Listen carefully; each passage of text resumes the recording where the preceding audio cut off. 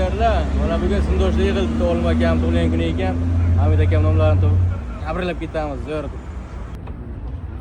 Assalomu alaykum. Ket. Qara birga. Eski do'stlar.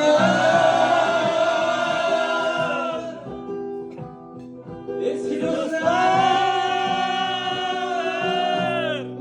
Boshliq